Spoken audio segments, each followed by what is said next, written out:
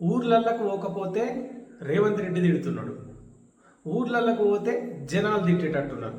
కాంగ్రెస్ ఎమ్మెల్యేల పరిస్థితి ముందు నుయ్యి వెనుక గొయ్యి లెక్క తయారైపోయింది. అయితే కాంగ్రెస్ పార్టీ ఎమ్మెల్యేలందరి మీద రేవంత్ రెడ్డి మస్తు కోపం మీద ఉన్నాడు. మీరంతా హైదరాబాద్లోనే ఉంటున్నారు, జనాలకి పోతలేరు, మన ప్రభుత్వం చేస్తున్న పనులన్నింటినీ జనాలకి చేరవేస్తలేరు, ఒక రకంగా కేసీఆర్ సభ సక్సెస్ కావడానికి మీ వైఫల్యమే కారణం అని చెప్పి రేవంత్ రెడ్డి ఎమ్మెల్యేలకు క్లాస్ పీకినట్టు మనందరికీ తెలుసు. అయితే ఇక్కడ పరిస్థితి ఎట్లా ఉందంటే, వాస్తవానికి ఎమ్మెల్యేలంతా ఊర్లకి పోవడం కాదు, తన సొంత నియోజకవర్గమైన కొడంగల్కి రేవంత్ రెడ్డి సైతం పోలేనంత దారుణమైన పరిస్థితులు ఉన్నాయి తెలంగాణలో. ఎందుకంటే మీరు జనాల దగ్గరికి వెళ్ళి మన ప్రభుత్వం చేసిన పనులన్నింటినీ జనాలకు చెప్పండి, జనాలలో ప్రచారం చేయండి అని చెప్పి రేవంత్ రెడ్డి అంటున్నాడు వాస్తవానికి. ఎందుకంటే ఆయన జనాల దగ్గరికి పోయేది లేదు, చెప్పేది లేదు. పోవాల్సింది ఎవరు?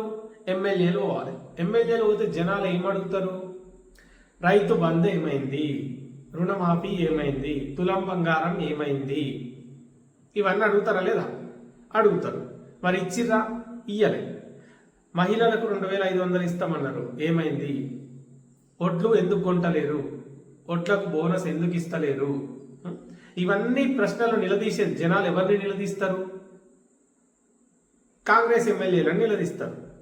ఆ భయంతో కాంగ్రెస్ ఎమ్మెల్యేలు ఎవ్వరు కూడా ఊళ్ళలో పోతలేరు. పంటలకు నీళ్ళు ఎందుకు ఇస్తలేరు, ఫీజు రీయింబర్స్మెంట్ ఎందుకు విడుదల చేస్తలేరు అని చెప్పి జనాలు ఎవరిని అడుగుతారు? ఎమ్మెల్యేలనే అడుగుతారు. ఇందిరమ్మ ఇండ్లు ఎందుకు ఇస్తలేరు అని చెప్పి ఎవరిని అడుగుతారు జనాలు? ఎవరైతే ఎమ్మెల్యేలు వాళ్ళ దగ్గరికి పోతారో వాళ్ళనే అడుగుతారు.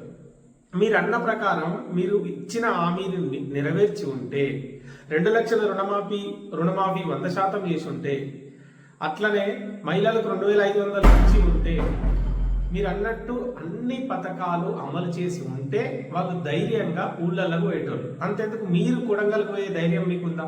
ఎమ్మెల్యేల సంగతి పక్కన వెళ్దాం, కొడంగల్కి వెళ్ళే దమ్ము మీకుందా? వెళ్ళండి ఒకసారి.